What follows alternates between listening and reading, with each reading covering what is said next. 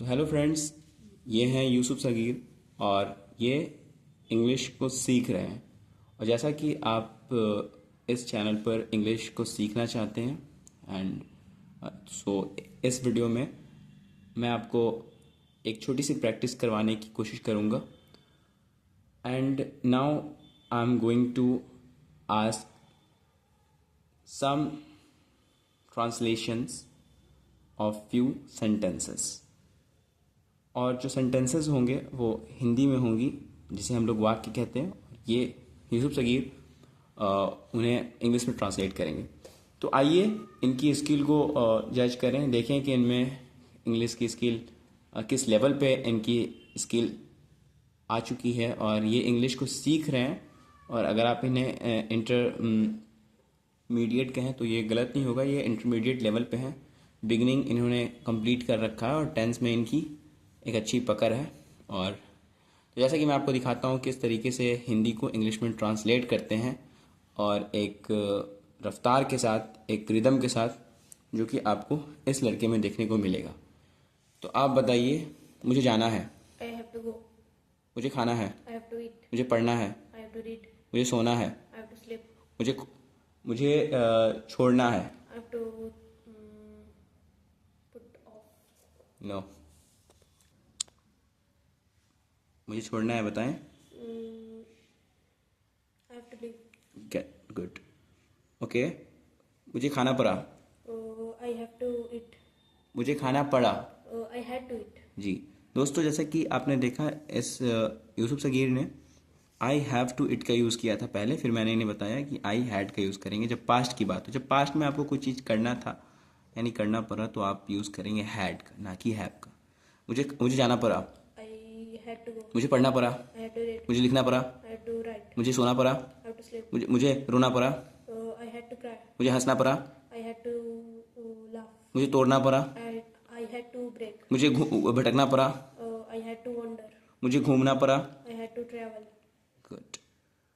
कौन आ रहा है, Who is coming? कौन जा रहा है, Who is going? मैं आ रहा हूँ, I am coming. तुम क्या कर रहे हो, What are you doing? तुम यहाँ कब से बैठे हो, For how long have you been sitting here? तुम यहाँ कब से बोल रहे हो, For how long have you been talking here? No speaking, Speaking here. तुम यहाँ कब से बात कर रहे हो, For how long have you been talking here? तुम यहाँ कब से सोच रहे हो, For how long have you been thinking here? तुम्हारे पॉकेट में क्या है, What do you have in your pocket? तुम्हारे घर में क्या है, What do you have in your house? तुम्हारे कमरे में क्या है, What do you have in your room? तुम्हारे बैग में क्या है, What do you have in your bag? तुम्हारे पर्स में क्या है। What do you have in your purse? मेरे पास 5 रुपए हैं। I have 10 rupees. 5 रुपए, मेरे पास 5 रुपए हैं। Sorry, I have 5 rupees. मेरे पास 5 रुपए नहीं है। I don't have 5 rupees. तुम्हारे पास क्या है, What do you have? मेरे पास कुछ नहीं है। I don't have. I have nothing. तुम क्या करते हो, What do you do? मैं खाना पकाता हूँ। I cook food. तुम खाना क्यों पकाते हो, Why do you cook food? मैं खाना खाने के लिए पकाता हूँ। I cook food for eating. तुम खाना किसके लिए पकाते हो, For whom do you cook food? मैं खाना अपने माँ के लिए पकाता हूँ। I cook food for my mother. तो दोस्तों, जैसे कि आप देख सकते हैं, ये एक स्टूडेंट है जो कि एक टीनेजर, अगर ये तो टीनेजर भी नहीं है, अभी इनकी उम्र जो है ये 12 ईयर्स है। एम आई राइट? ओके, तो आप देख सकते हैं कि ये अभी टीनेजर भी नहीं हुए हैं और इनकी स्पोकन स्किल जो है वो इतनी अच्छी हो गई है। तो अगर आप भी इंग्लिश को सीखना चाहते हैं तो आप देख सकते हैं कि किस तरीके से इंग्लिश को सीखना बहुत इजी है। It's not a tough language, it's easy to learn English. If you want to learn English, you have to dedicate your time in the way of learning. So it's very easy. Just move to learn. Okay, so let's move further.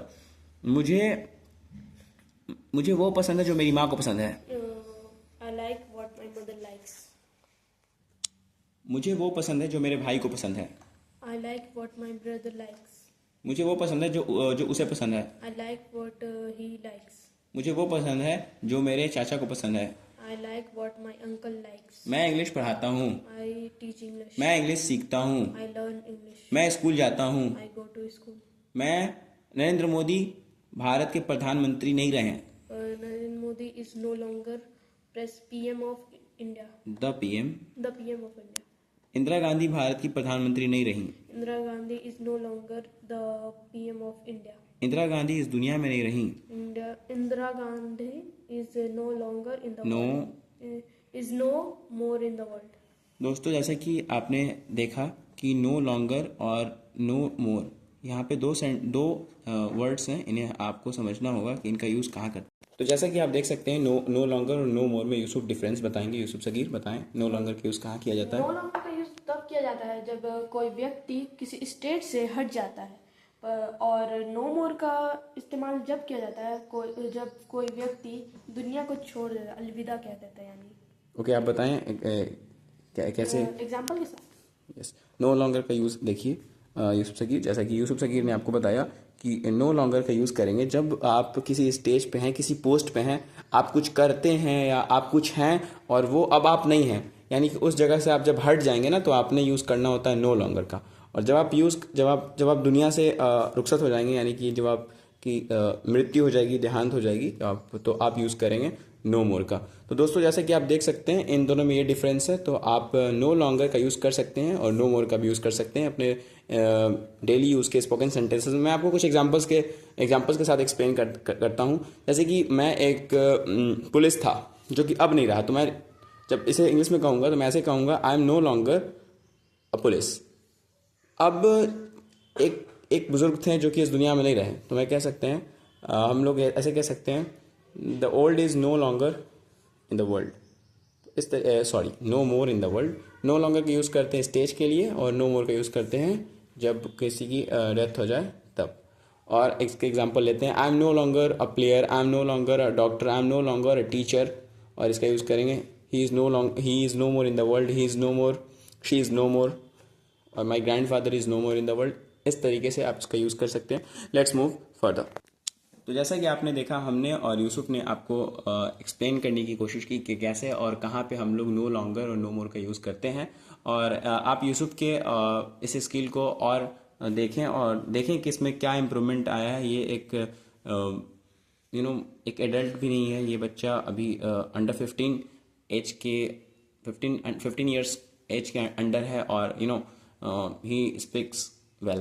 So let's watch him and see him and listen him. Okay.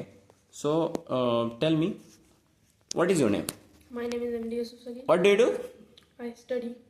Why do you study? I study for my future. That's good. What do you study? I study English. Only English?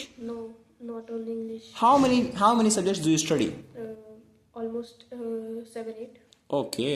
Where do you study? I study at KPS. Okay. And you? What? I study at KPS and you. I teach in my channel, which is Towards English. Okay. What do you like? What do you like to eat? I like to eat biryani. That's good. Where would you like to go when you grow up? I would like to go Saudi Arabia. Why do you want to go Saudi Arabia? Because it's my Prophet Sallallahu Alaihi Wasallam home. Birthplace. Birthplace. Okay. Okay. But do you know when was he born? I didn't know much, but how can I say? Because I know. He was born in 570 BC, maybe. आप बताएं दोस्तों, अगर आपको पता हो कि profit Mohammad की जन्म कब हुई थी, आप कमेंट बॉक्स में इसे बता सकते हैं।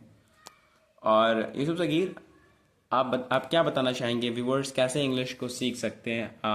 How can they learn English? How will they learn it? They can learn it by your channel, grammar and spoken. That's good. Your channel is a Good platform. Good way to learn English.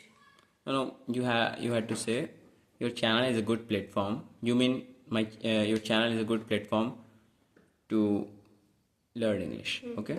So dear viewers, you can learn English through my channel.